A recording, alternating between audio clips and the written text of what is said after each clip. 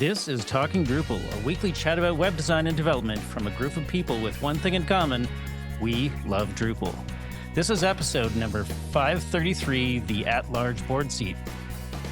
On today's show, we are talking about the Drupal At-Large Board Seat, what the job entails, and some common misconceptions with guest Fei Lauren. We'll also cover Token Browser as our module of the week. Welcome to Talking Drupal. Our guest today is Fei Lauren. Fei is a digital nomad from the west coast of British Columbia. After a decade as a Drupal developer, they now work with multidisciplinary enterprise engineering teams to streamline processes and architect scalable automation systems. Having recently finished their tenure on the Drupal Association Board of Directors, they're excited to bring that knowledge back to their work in the community and beyond. Fei, welcome to the show, and thank you for joining us for the last 4 weeks. Thank you. It's so good to be here. I'm Martin Anderson Klutz, a principal solutions engineer at Acquia. And now to talk about our module of the week, let's turn it over to Nick Laughlin, founder at Enlighten Development and maintainer of a number of Drupal modules and core subsystems of his own. Nick, what do you have for us this week? Happy to be here. I'm very excited about this. It's been a long time since I've done Module of the Week. I am going to stick to your format because it's so much better than what we used to do back when I used to do it. So, have you ever wanted an improved token browser that loads quickly and doesn't have a depth limit? There's a module for that. Token Browser was created last month in November of 2025 by Andy Marquis, also known as APM Sooner. He was on episode 505 to talk about custom field. There's currently a version 1.0.0, which works with Drupal core 11.3 or newer. It is actively maintained, has security coverage and test coverage, and has only two open issues, one of which is a bug. It is only used by three websites so far since it is brand new. The token browser module provides a rebuilt version of the standard token browser you might be used to. One of the most notable features is it only renders the first level during the initial request and then requests deeper levels as needed using the latest HTMX improvements in Drupal core 11.3.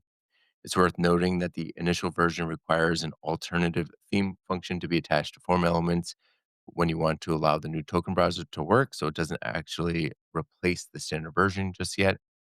Also, there seems to be an issue where the HTMX library doesn't fully load on cached pages.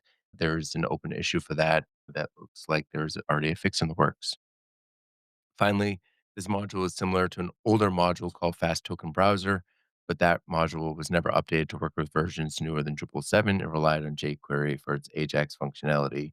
And one of the other key features of this module is there's no limit to the depth. So the current people may know this, or may not know this, but the current default token browser, I don't know how deep you can go, but it's not as there's a limit to it. But because this is using HTMX, I think there's no limit. You can just continually load down the tree. So let's talk about token browser.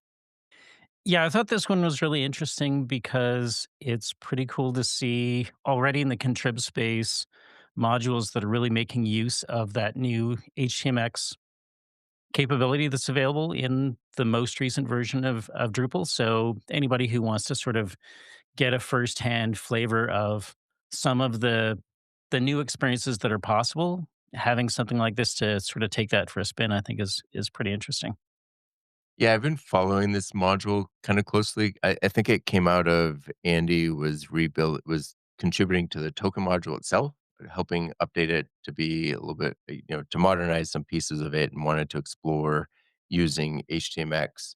And Berdier, who's kind of the main maintainer of token, because token is used by so many sites, kind of takes a very conservative approach to maintenance, similar to core itself, right? He follows similar BC guidelines and disruption guidelines and things. So, and he supports a lot of versions of Drupal. And so I think Andy created this initially as a way to just be able to more quickly iterate and get a working version of it. Who knows if it'll live on or if it'll get merged into token at some point, but I think it's pretty interesting.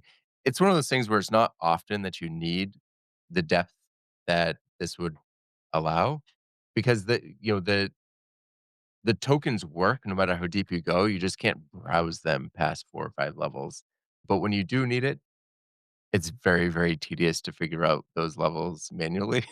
So, I think this will as people get on to 11.3, it'll get adopted pretty quickly. It's a pretty useful module, I think. Yeah, and I think it'll also be interesting to see if eventually this does make its way into the main token module. So maybe eventually this won't be needed as a separate project, but as you say, I think as people move into 11.3, this is probably something they'll find pretty useful.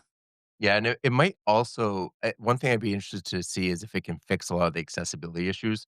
One of one of the reasons that token itself isn't in core just yet is I mean, there's a couple of reasons, but one of the big ones is the token browser is not really accessible, and it's very, very difficult to make accessible, if I understand it correctly. But maybe if with some more modern tools and with HTMX and some other things that are now available, maybe we can make it accessible and just get it into core directly.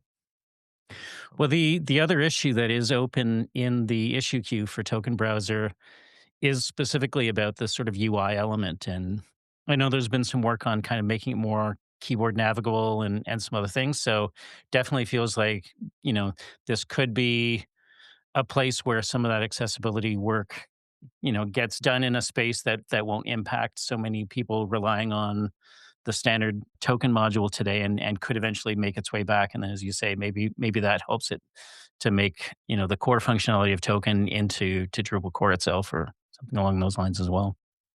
Yeah, makes sense. Well, Nick, thanks for bringing us a very interesting module of the week. I know you were initially nominated this, but also I had Andy reach out to me directly as well. So if any of our listeners want to suggest a module of the week or just reach out about potential candidates, what's a good way for them to get in touch with you? Thanks, Martin. So, listeners, if you want to suggest a module of the week or just connect, you can reach out on the Drupal Slack in the Talking Drupal channel, or well, you can send module of the week suggestions to me, but it's probably better to send them to Martin at Manclue as well. Thanks, Nick. Now on to our primary topic. So, Faye, for listeners who may not be familiar, what is the Drupal Association at-large board seat? Oh, that's a good starting question. So the Drupal Association Board of Directors actually has two types of seats. One is handled by the nomination committee, and the other is actually elected by the community. And so these two seats are really important. There are two of them, and it's really important because the community gets to have a voice about who is actually representing their views and their needs on the board of directors. So the at-large board seat is one of the two seats that you can self-nominate for, and if the community decides to vote for you, then you're on the board. So, how I'm going to diverge immediately from our show notes, and ask a question. So, do you think that those that's enough representation from the community on the board? Do you think there should be more than one at large Oh, so there's 2, seat? there are 2, and each is 2 years, and then they alternate.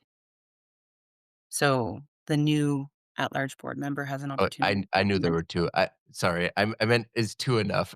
But yeah, same question, but updated to 2. Is 2 enough representation from the community? Should there be more voices or, like, is there did you feel like there was too much to do for the 2 of you? Because I think you were serving with Alex Moreno, right? Alejandro Was Moreno, right? Alex Yeah, and Nikki Flores for my first year. okay.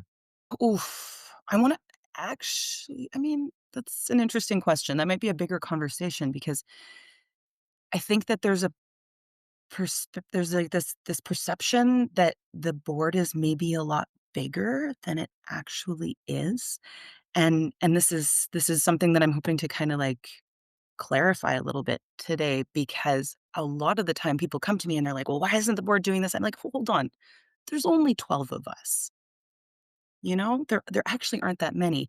And so to have 10 nominated board members and the nomination committee is very, very intentional about making sure that there is diversity among those 10, and then 2 community elected people, like, it actually does feel like a decent balance to me, and I Okay. also wanna say that the community members, the at-large board members are very much respected as equals.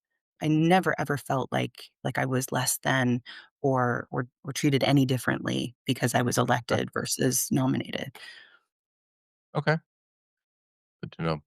So, what are the core responsibilities of somebody who is an at-large board member, on a day-to-day or month-to-month basis? Like, what are you in charge of? That's a good question. It really is what you make it.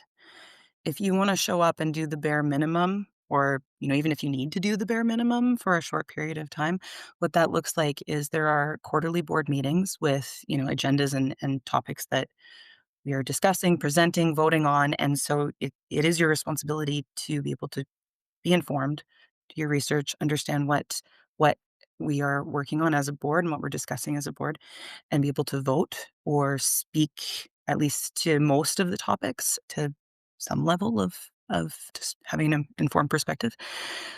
But the majority of the exciting work actually happens in working groups. And so on Okay. D.O, you can find all kinds of information about what working groups we have. And I was heavily involved in the DrupalCon working group. And so I was the chair for a bit, and then I handed off to another board member to take over. And so a lot of the work that I did, both sort of day to day, week to week, month to month, was focused on that. And then I was able to kind of communicate the high level notes and the progress. And if there's anything to vote on, that would happen in the quarterly board meetings. For an at large board member, I'm also really involved in the community. So anytime something comes up that maybe doesn't sit right in the community or, there's world events or anything in the Drupal community that happens that people have strong opinions about, a lot of folks reach out to their at-large board members, and you should because we are there to advocate for you and to support you. And so, some weeks could be really busy and other weeks could be kinda quiet. I was gonna ask, in terms of a time commitment, do you have sort of a rough range of like on a weekly basis how much time you were devoting to being a at large board member, both, so I guess core board as well as maybe the working group that you were in? Oh, I think I may have blocked it out, honestly. It was a lot of work at times. It was a lot of work at times. So, I would say that because the DrupalCon working or the future of DrupalCon working group was brand new when I joined, and so I showed up, they were like, "Welcome to the board. By the way, you're gonna be the chair. You understand the community. Here's the staff member you're working with. Have at her." And I was like, Okay, this is a lot to do, a lot to kind of learn." I don't that's not normal. That's not necessarily the thing that happens for every single person. So, there was a lot of learning in my first year, and it I don't know how many hours, but I would say in my second year, once things settled, the weekend we do weekend retreats as well, I forgot to mention. So there's a full weekend before DrupalCon that you go and work, with all of the other board members and connect with other board members. That's kind of intensive, and then week to week, an hour or 2 maybe, something like that. So it sounds kind of reasonable throughout the year and then some intense crunch periods. Yeah. Okay. So it is a commitment. It's not like put your name on the board and don't do anything and Oh, there's please work no. to be done. But Yeah. again, like, it is what you make it, and the Yeah. reason why I spent so many hours doing it is because I very firmly believe, like, if you're gonna do something, do it. Go all in and give it everything that you have, and so I really put a lot of energy into the work and understanding the community and advocating. So, Makes sense. mm, yeah. Cool. So, Faye, you've recently concluded your 2-year term as a Drupal Association at large board member.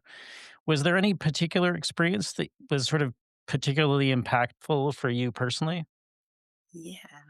Well, I mean, yeah, there's a bunch, but maybe this is actually also one of those questions that I'd like to kind of clarify because there are misconceptions about how if you're on the board, you're gonna show up and you're gonna have these profoundly impactful ideas and change the community or the Drupal ecosystem as we know it. And it's like, no, actually, that's not how it works. There are a lot of initiatives already in motion, a lot of challenges, a lot of objectives that we're already working on as a board, as NDA staff.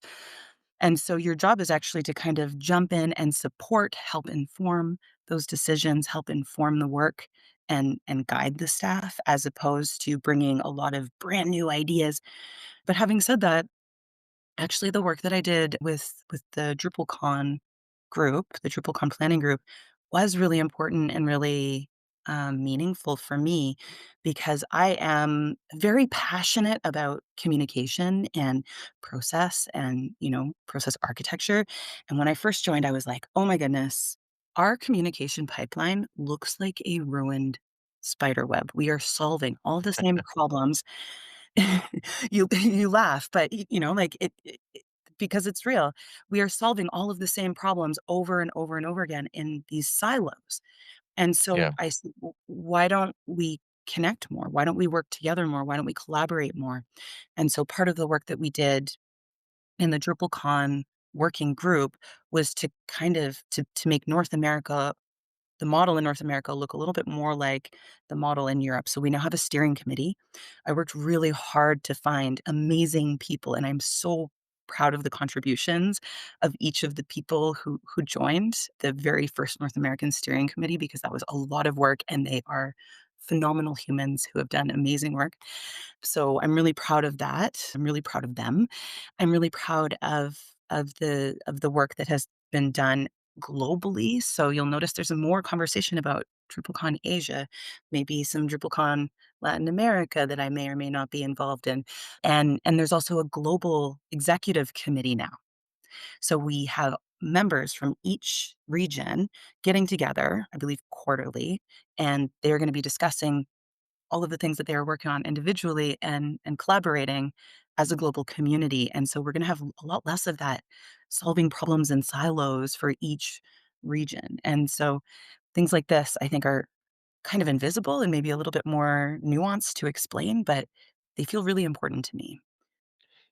Is that gonna trickle down maybe to, like, local camps? Because as a camp organizer, I see a bunch of different camps try to collaborate in a similar way.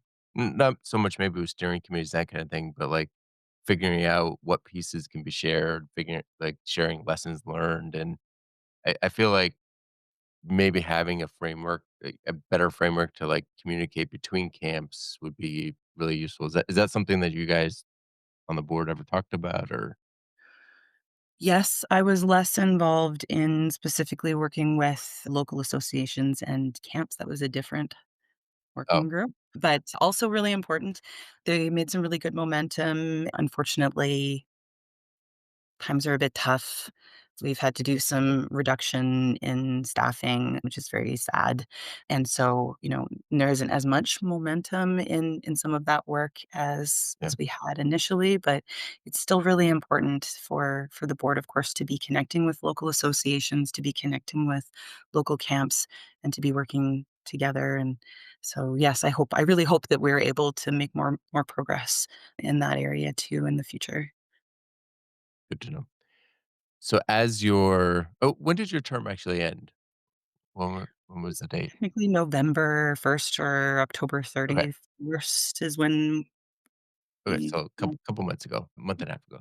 So now that your first term has ended, what are some things you kind of wish you had known when you first started that would have maybe set you up for more success or set you up to get started sooner? It sounds like you kinda thrown into it, which may not be normal, but what are some things you wish you knew when you got started? I mean, I think it is normal to kinda get thrown into it a little bit, Oh, but I think I really got thrown into it because if you ask me to do something, I'm kind of a pretty enthusiastic, so I'll usually say yes if bandwidth allows. The one thing that I didn't really quite understand that really changed things is the CEO actually works for the board. And so, I think maybe this is an easier concept to grasp if you're sort of an agency owner or a business owner. I'm like a delivery manager, process architect, I'm not a C-suite person. And so this is a little bit more difficult for me to adjust to where I'm like, whoa, wait, the CEO works for me.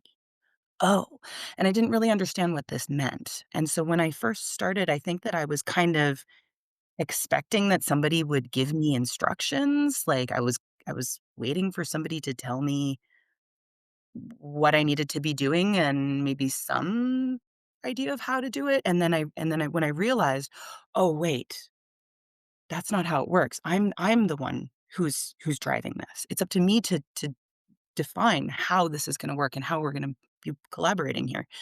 And so I think when I understood that subtle kinda nuance of, no, the CEO works for you and your opinion and your perspective and your experience in community is really important, and that is why you get to have your voice representing the community. Hmm. That really changed things for me because it really helped make me feel a lot more confident in what I was doing on the board, if that makes sense. Yeah, I think that makes sense. So, how does the at large board member represent the broader Drupal community and who are they accountable to? Ooh, accountability. I love this question. I mean, I believe that, we're elected by the community, so we should be accountable to the community. In practice, there's also a balance because each board member is accountable to other board members as well. We've made certain agreements to sort of, Robert's rules and we've made certain agreements to respect each other's specific opinions and to not disclose certain things that we've agreed should be kept private. So there's a balance. On one hand, we are accountable to the community, individuals in the community, and on the other hand, we are accountable to the Drupal Association Board of Directors and the work that we are doing together and the reputation that we are building.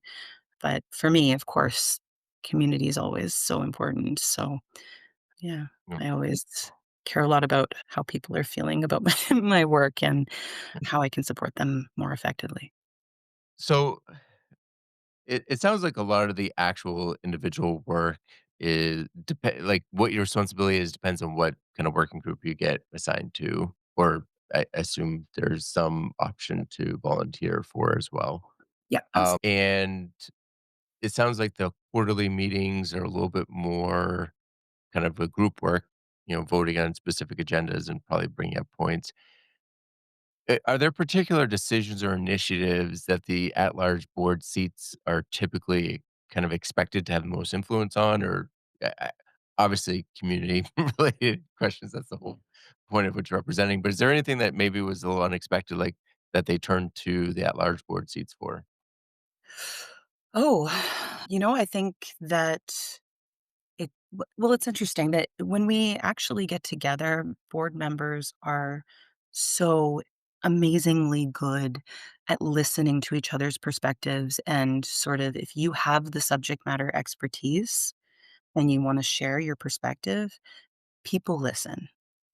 And so when it comes down to it, anytime there are discussions or challenges or decisions we need to make, we all we all listen to each other.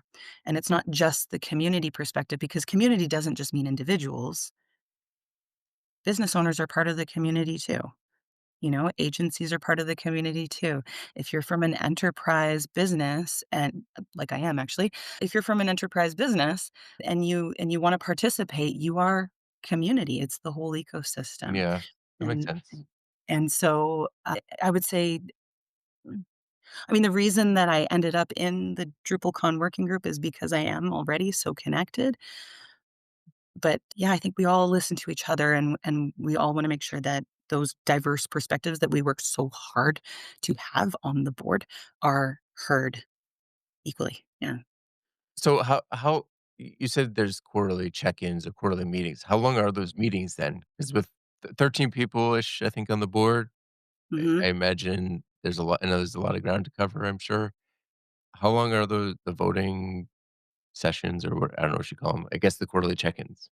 Yeah. So, at quarterly meetings, there are two virtual, and those meetings, I believe, I want to say, are 2 hours, an hour and a half, two Okay. hours. And what the meeting looks like is we're sharing the highlights from the work that we've done in that quarter. Each working group presents their updates if there's anything to vote. And so it's not nearly as exciting as the the sort of the workshops and the in-person conversations that we have when we are getting together for the weekend before DrupalCon, and then the other board meetings are public, so you can come join them and see what that's all about. They're at DrupalCon. Okay. Pretty cool. So, Faye, you mentioned the importance of having kind of the community input, and really that's what you felt accountable to. Was there a particular way that you saw being able to sort of get that community input, and in particular making sure that kind of diverse voices were being heard, that it wasn't kind of a vocal minority that was driving the agenda? You used a term that I'd love to talk vocal minority. There's often a perspective among board members and, DA staff that certain issues that I wanted to advocate for, wanted to sort of amplify as being important for us, were actually just part of a vocal, like, there's a vocal minority who cares about these things, and the truth is we don't always express ourselves very clearly. And so, having said this, I would love to ask people, if you feel strongly about something, please share that feedback. Go on Slack, go in the Drupal Association Slack channel and just say, hey, I've been thinking about this a lot. I'm wondering what other people think, or I want the board to know, I want the DA to know that a lot of us are talking about this. And that actually helps me so much because then it's visible. And then I'm able to kind of, point at it and say, here are the things that the community is saying. Here are the other areas where people are vocalizing the same concerns. And so a lot of it is organic, but there are staff members who might get very frustrated if they ever hear me say data or metrics or surveys ever again because I I am like, you might think that you have a very strong sense of, the values in the community as a whole, and then you put a survey out and you are so wrong. And so my perspective is still incredibly biased, and so anytime there is an important decision to be made, especially, within DrupalCon organization, we've got Mhm. to ask people. And so I think Yeah. surveys are something that are so undervalued. It's really difficult to put together a good survey, but it's so important to get that data and make sure that we have Yeah. as unbiased as possible when I we're making decisions. it's also tricky too because not everybody fills out surveys. So, Yeah. especially when it comes to the term vocal minority, the vocal minority is one of the ones that are likely to fill out a survey as well. So, Yeah. sometimes finding out sometimes it's a matter of making a change and then getting pushback and, understanding that that's part of the process too, because a lot of people won't say anything until it affects them, even if you ask them time and time again Yeah. to review something. And that happens with clients too. Like you show something to a client for review, you talk them through the new feature, whatever, over and over. You have multiple meetings, multi-month long process. You release it, and the next day, like, you know what? I don't like how this works. Let's tweak this. You're like, what do you mean? We've talked to 25 people in your company about this, and that. But that's the way it works sometimes. Sometimes people don't respond until the change is out in front of them. But doing That's surveys, gathering that information certainly helps make an educated guess in the right yes. direction before spending time, right? It can help validate. But yeah, Yeah, I agree. You filtering don't for know the until you try it, yeah. really. And I imagine also for me, uh, make just making sure I'm not putting words in your mouth. The vocal minority deserves to be listened to as well. We're not saying that you just set that aside, but you also have to take into account, you know, everybody's perspective and make sure you kind of Mm, gauge volume versus I guess what is it, spread. So you know what people are thinking. definitely. Well, I mean, it's the community at large, everyone at large, all of Yep. us. So, Yep. yeah, definitely agree. Awesome. What what kind of skills or experience or perspectives would make somebody well suited to consider, maybe running for the at-large board seat? That is another great question because I would like to emphasize you don't need to be C-suite. You don't need to have, like, you need to be deeply involved in community. That is the number one thing. You have to have your finger on the pulse of community. And there's this perspective that, if you have these really big ideas and you're an agency owner and you want to change the Drupal ecosystem for agencies, and then you're running for the community at large seat, like that's actually not necessarily, it's not a no, but that's not necessarily what that seat is for. And so I really want people to hear me when I tell you that, the thing that qualifies you is caring about the community. Beyond that, of course, really good communication skills.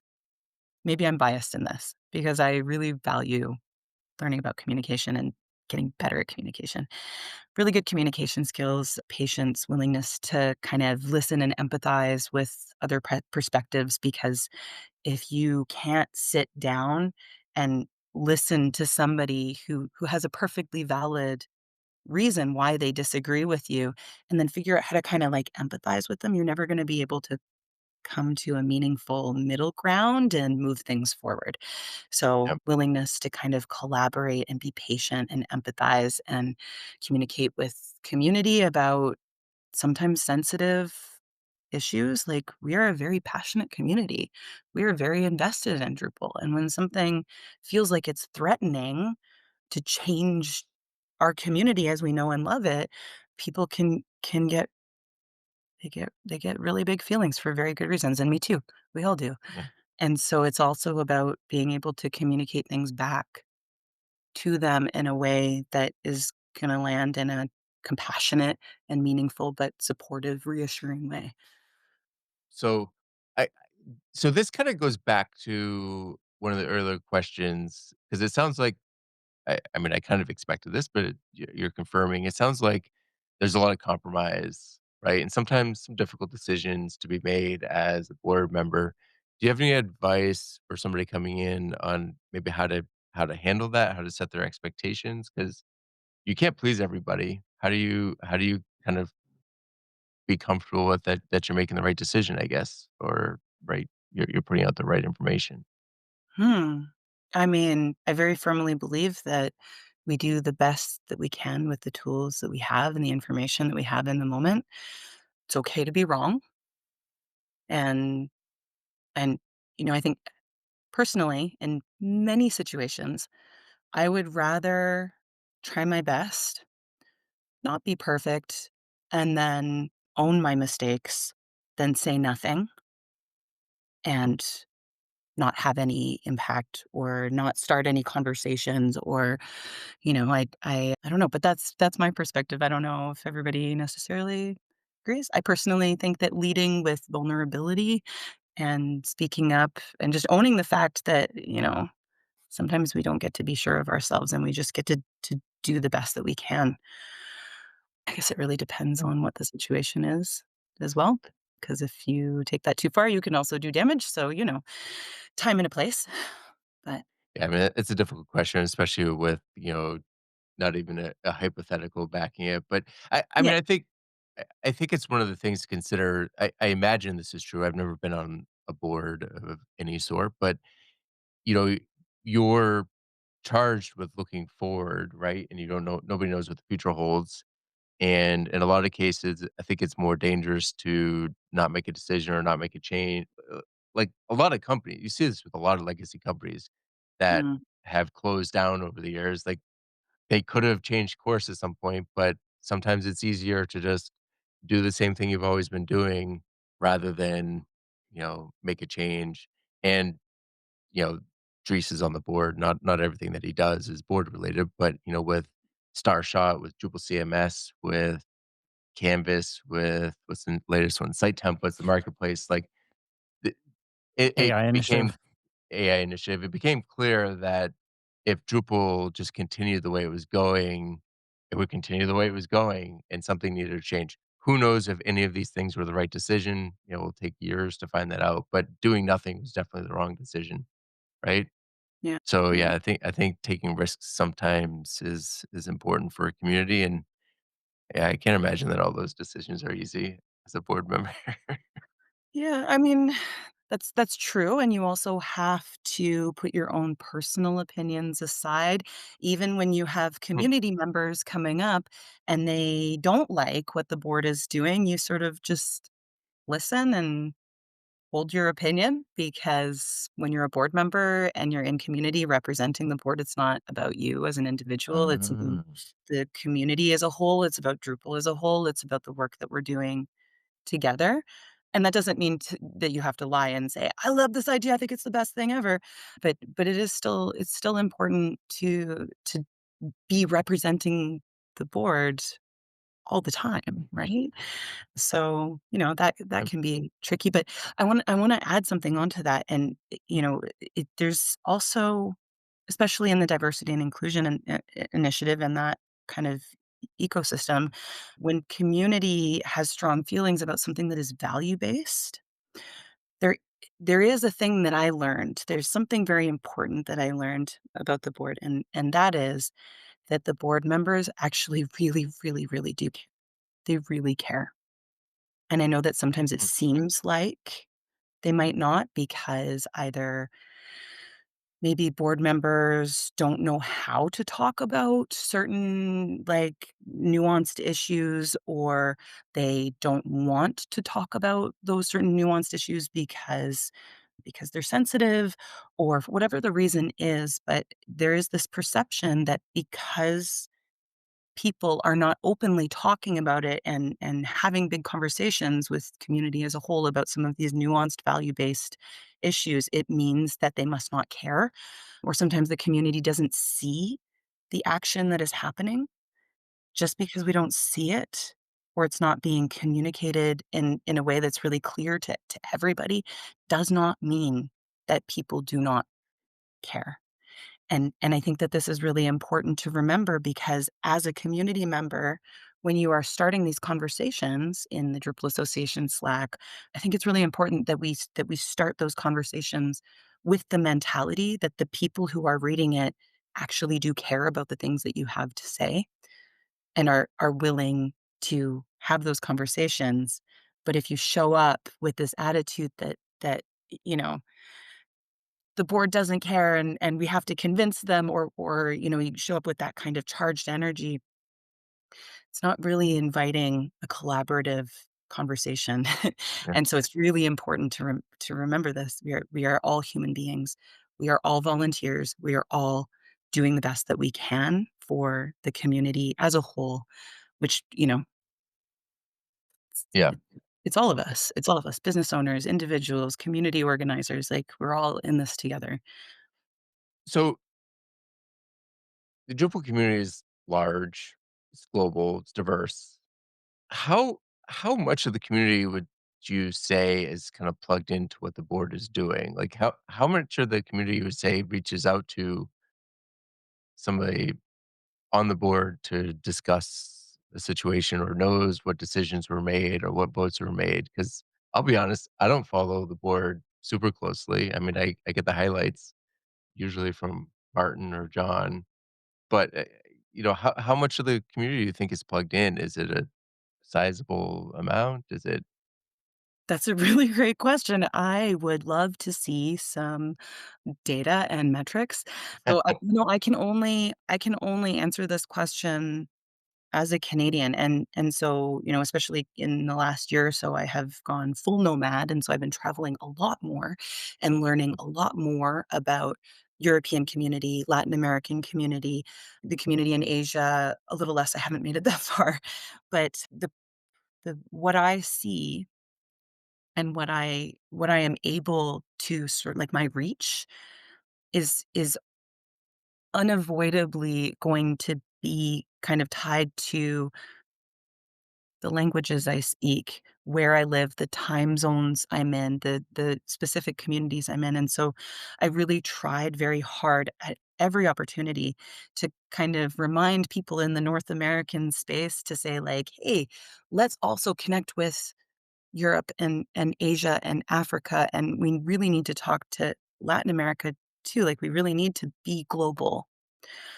And it feels, a again, because I am in North America, so it always feels like the North American perspective is bigger. But, yeah, I mean, I don't know. Europe, of course, is very connected, very active. There's been some amazing work, especially recently, kind of with DrupalCon in Asia has Mm. been fantastic, I think, for really Yeah, shining a light on community there and how big and diverse and robust and active it really is. So it's hard to say. yeah. I don't know the answer to that question. Speaking of surveys, the annual was it the Drupal developer survey that Mike puts together? I mean, a couple years ago showed the explosive growth in Japan, and I think that's one of the reasons why the DrupalCons in Asia really started getting a lot of steam behind them. It's been what, 3 years, 2 years that there's been in a row? 2. Yeah, definitely 2 in a row. Yeah, they 2. are in Is it public knowledge where the next one is in Asia? I I don't think so. wouldn't Okay. know, so probably Well, not. stay tuned. This is another challenge of being a board member is sometimes you have information you are not meant to share, and it's hard for me to remember what those things Yeah, are. So one of the podcasts that I listen to, and I've mentioned this before, is Drive to Work. It's Mark Rosewater. He's the head designer for Magic: The Gathering, Okay. and so one of the things that he talks about a lot, he's very, very passionate about what he does, and he loves talking about it, but one of the things people may not know is that game, they designed 3 or 3 or 4 years in the future, I think. So when he finishes a design, it's 2 years before it's Mm. shelved. And so he has to always have that running, like, okay, he's working 7 releases ahead of what he can talk about. And so he said, yeah, he's like, you always have to kind of keep in mind what you can say and what you can't. But when you are allowed to talk about it, it's the most exciting day in the world because you've been waiting so long. Maybe not the Some same timelines for you guys, but kind of a similar thing. sometimes I have to check, like, myself. I'm like, "Oh, should I be saying this? Hang on. Yeah, no, it's okay. It's okay. Yeah, this was announced last week. It's fine." Yeah, I guess yeah. on that note, Faye, is there an example of a particularly challenging or complex issue that an at-large board member might expect to face? Yes. Representing and advocating for community use. We have an incredibly strong product. We have an incredibly strong ecosystem. We are what we are today because we are built on this really beautiful foundation of values. And so, we I mentioned before that when things feel like they are decisions that are kind of deviating from those values or things happen in the community that feels in conflict with those values, people have very strong feeling and rightly so. They should speak up and they should have really strong feelings about these things. But the challenge is that sometimes these decisions, I'm struggling to think of a specific example for you, but sometimes these decisions were made from a place of being incredibly informed about the market and Drupal as a product and, the enterprise world or business feedback or whatever it is, and it's really difficult to kind of reconcile those 2 conversations when you represent the community, and so you have to do your best to make sure that people feel heard and like their like, values still matter. Our values still matter. And so you have to kind of communicate back to people what those conversations sounded like and the things that we weighed, and it can be tough. It can be tough, so, I yeah. would also say to our listeners to keep in mind that because it's a volunteer group, because there's so much going on, because there's only 13 board members, that these things do take time too. Like people might expect something to change in a couple of weeks, but unless it's a huge fire, it's probably going to take 6 months, a year, or something for something to really start showing. Yeah. Yeah, I would imagine. absolutely. Absolutely. And, it's not always as simple when you kind of look under the surface and you look at the budget spreadsheets and who we have on staff who's able to dedicate a certain amount of time to what thing, and it's like if we take on a new initiative or we spend time on a specific issue, we sacrifice something else. Yeah. So those conversations at the board level, like, we're really talking about the bigger picture and how the decisions we make today are gonna impact us years down the road, and we do our best to make the best decision that we can for, Drupal as a whole because we wanna live to fight another day, and sometimes that's tough, and as a community member, you can, occasionally field a lot of DMs about about issues like this, so So, what is so you mentioned early on that you kind of expect from the outside looking in before you started, you kind of expected to jump in, have a big initiative, make a huge change, and you had an impact. But if we wanted to level set, what is the impact that you can have in this role on the direction of Drupal for the community and from like a technical standpoint? What is the scope of impact? yeah, I mean, again, it is what you make it. To be clear, I actually had no specific expectations Oh, or okay. things, but people do show up with these, like, big ideas about new projects and new initiatives. I like to just kind of flow forward, as it were. But, sorry, the question was, what did I do? What was my impact? What No, could no. the impact be? Yeah. If somebody's new coming in, what should they expect the sphere to be? Is it Yeah, I guess what should they expect their impact to be? Yeah, I mean, so it's so different for each person because some Mm, people actually do end up on the board because they have certain initiatives in motion. And then being on the board, it just happens to be that those initiatives fit into the overall strategic plan. So, for example, the new board member Maya has a lot of fantastic events experience. I think that she is going to do incredible work for, you know, helping helping the Drupal community, like, be more visible and expand out into sort of other industries, other areas of expertise.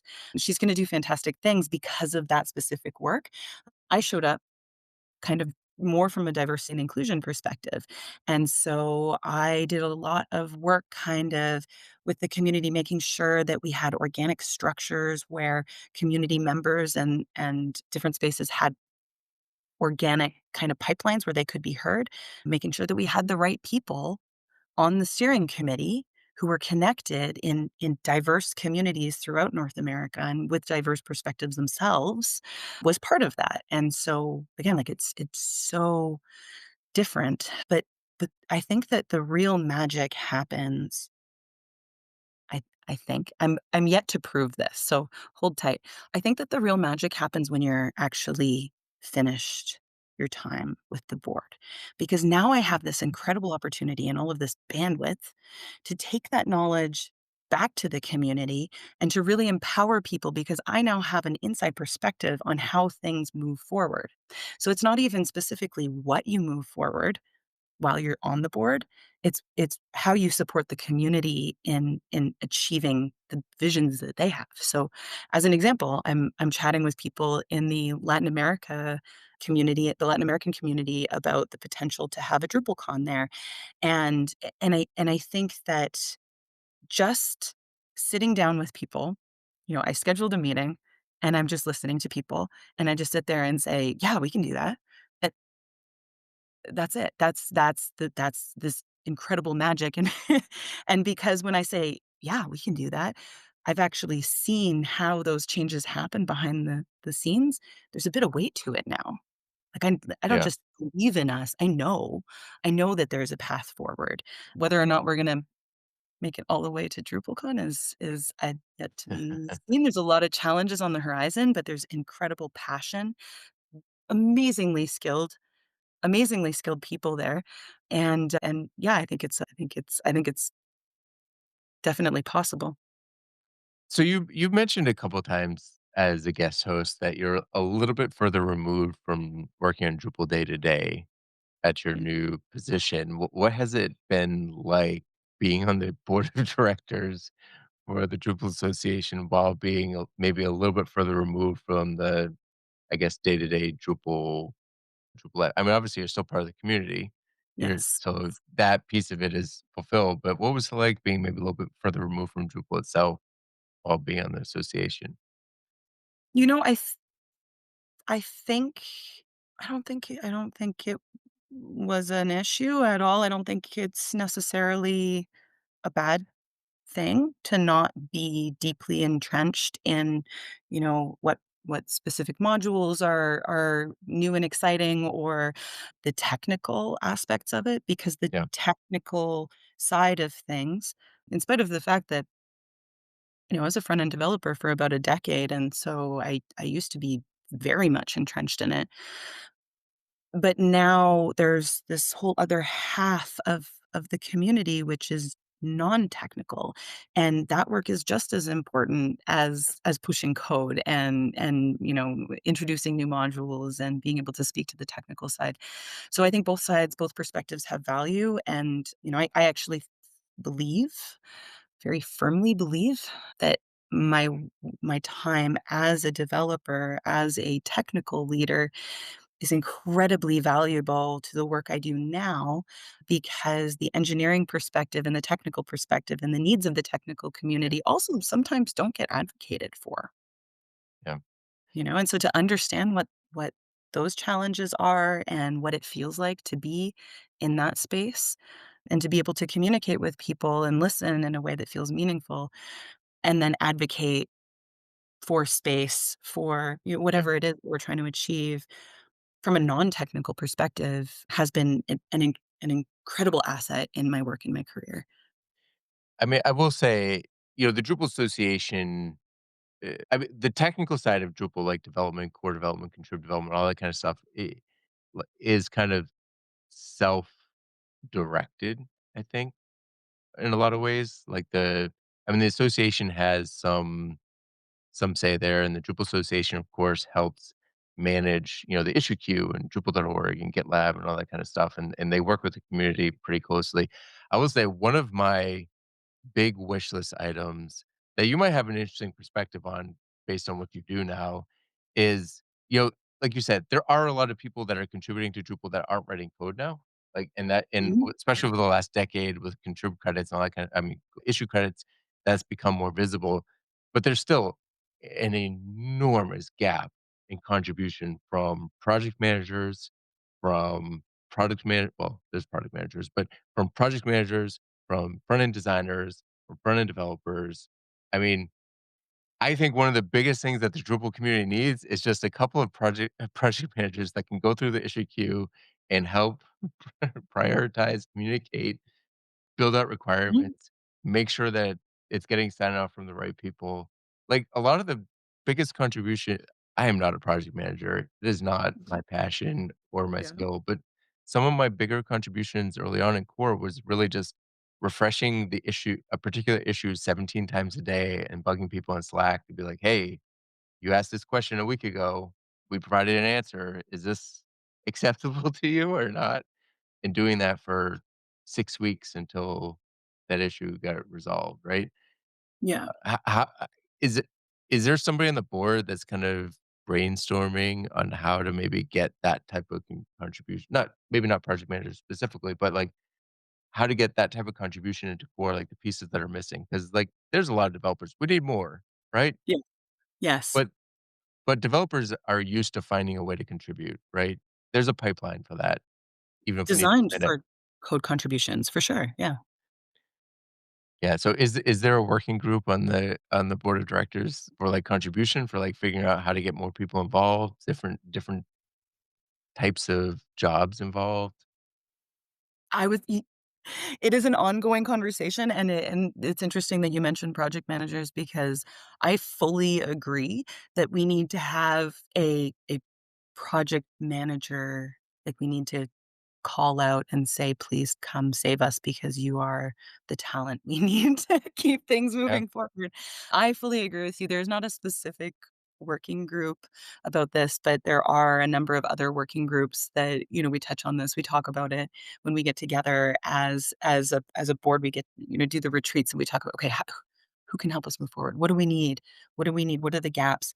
And there's certainly conversations about how do we how do we expand on what we already have to make it work for more diverse skill sets because it's not just code. We really and Yeah, my personal perspective on that is very much aligned with yours, which is we need to train project managers specifically in how to navigate the issue queue, how to identify contributions, and then we need to get community members to draw attention to contributions that should be credited, that should be acknowledged, so that project managers know how to, yeah, give people the credit. I cannot tell you how many things I have done that are absolutely not in my profile because I just didn't put the effort in to try and get credit for it. Like, that's not why yeah, I'm working, that's not what I'm trying to accomplish, so and that is true for so many of the non-code yeah. contributors in our community, so is it a specific working group? No. Should it be? Maybe, but Yeah, it's definitely I think it's so important because, like I said, I imagine project managers do contribute, even if it's just like, "Hey, we have this bug. What's the latest update on Drupal.org?" And then the developer is the one that's interacting, but we truly, truly need and I don't know what the mindset is. Like, developers, maybe because they're in the code, they're like, "You know what? I can just fix this and push this fix up." But is there something in the project manager role? Like, is there a way to talk to project managers to be like, "Hey, you too could be involved in the community and lend your expertise to, to the issue queue?" Like, or how do we build an on-ramp for them oh, to get there? uh Let's solve the problem right now. Let's figure it out. Yeah, no, I've thought about this a lot because, like, this is very dear to my heart where Yeah. I got really burned out as a developer, and then I got hired technically as a Mhm. scrum master project manager, and then the reason that I got into process architecture and automation is because I am a terrible project manager. I'm a terrible, terrible project manager. It is so much more difficult than I thought it was, and I have a developer brain. It's not I don't have it, and so I do my best. I've been building those skills, and honestly, like, just sitting down and scheduling a meeting, this is all I'm doing in the Latin American, event organization conversations. I just sat down, and scheduled a meeting, and I was like, What are your ideas? Bring them at me," and I started typing them up. That's pretty much it, Mm, and now things are feels like they're moving forward, people are talking, it feels really okay. exciting. And that is so important.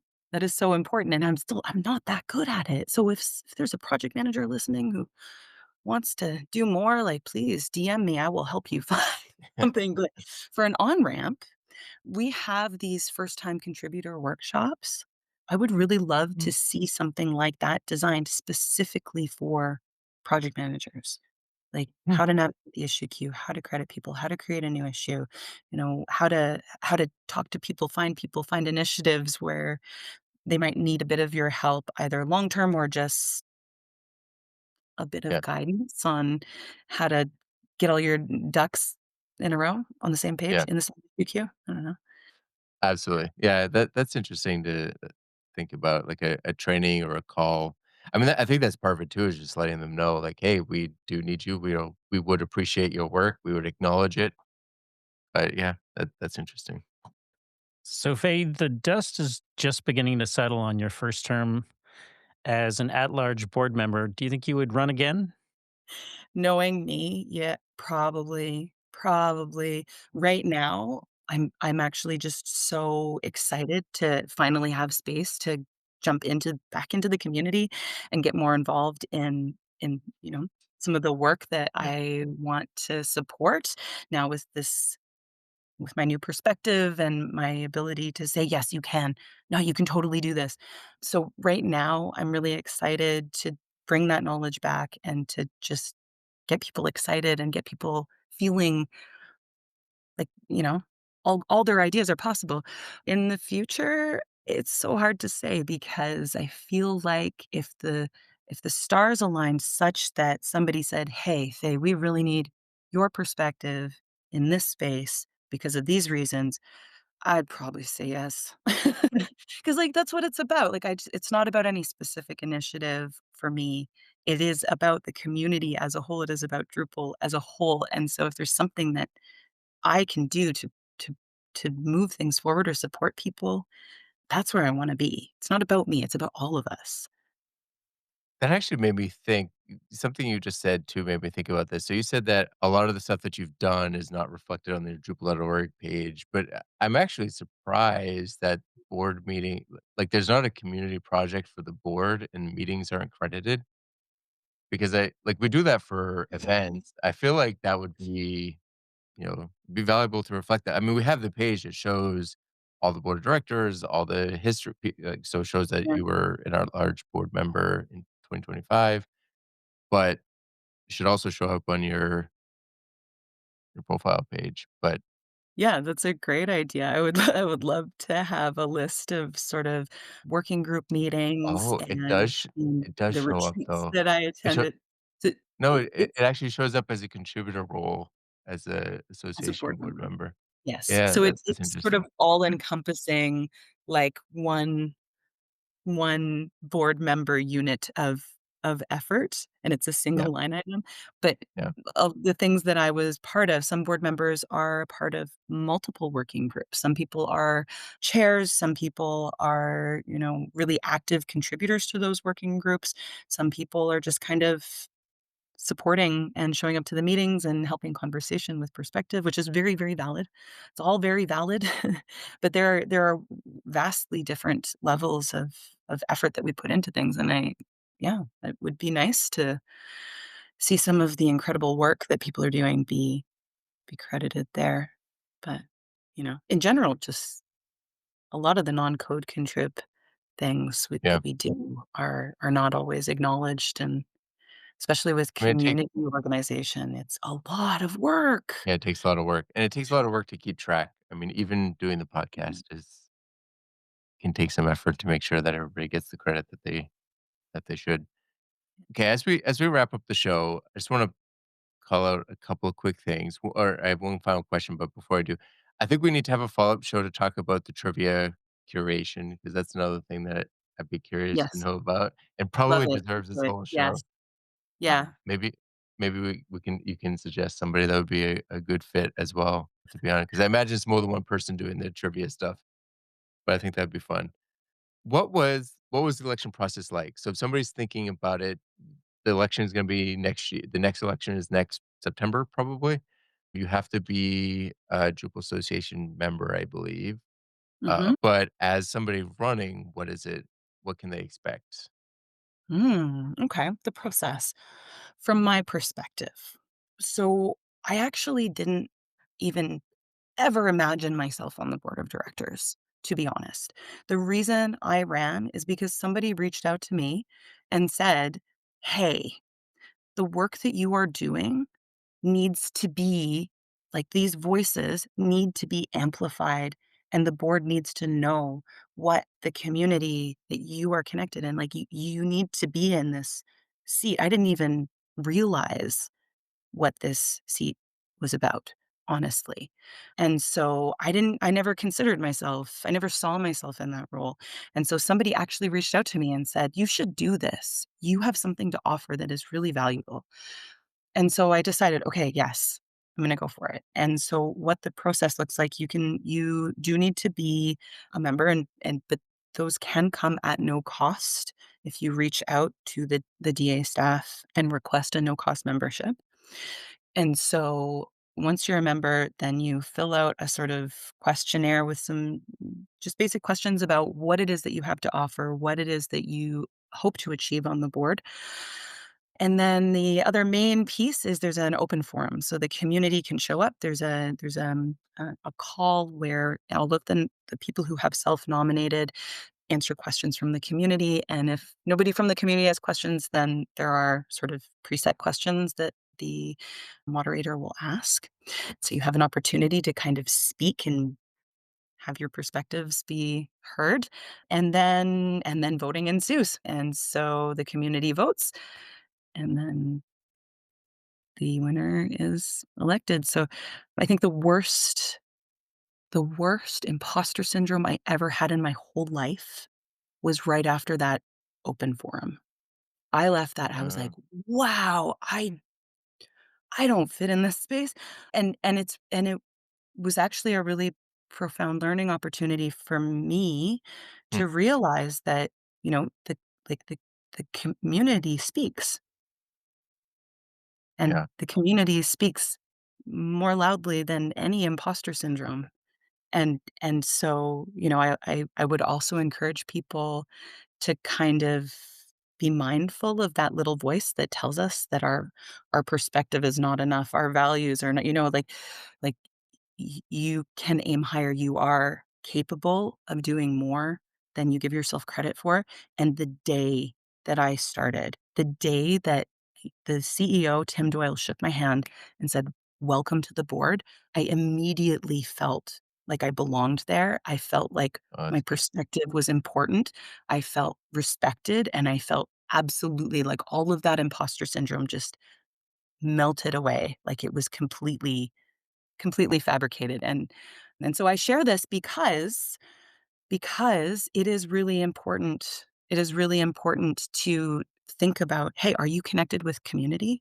Do you want to do more? Do you have things that you would like the board to hear about the voice of the community? Then you should consider running, or message me and I'll talk to you Yeah. about it. Yeah. My DMs are always open. Yeah. Well, Faye, thank you for joining us.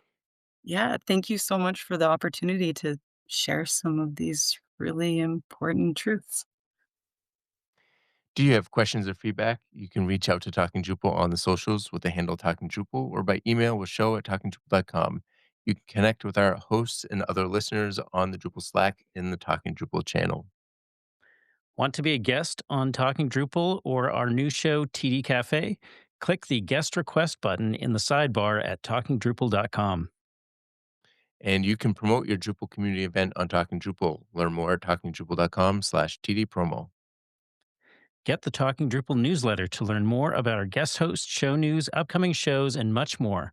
Sign up for the newsletter at talkingdrupal.com/newsletter. And thank you, patrons, for supporting Talking Drupal. Your support is greatly appreciated. You can learn more about becoming a patron at talkingdrupal.com and choosing Become a Patron. Faye, if folks want to get a hold of you, what's the best way for them to reach you? Well, I am Fei Lauren on all of my social media. My handle is the same everywhere. But the best social media platforms to find me, of course, would be probably LinkedIn, Fei Lauren on LinkedIn, and the Drupal Slack is where I am most active. And Nick, how about you? You can find me pretty much everywhere at Nixvan, Nicxvan. And folks can find me as Manclue on all of the Drupal and social platforms or at manclue.com. If you've enjoyed listening, we've enjoyed talking. See you guys next week. Thanks so Thanks, much. everyone.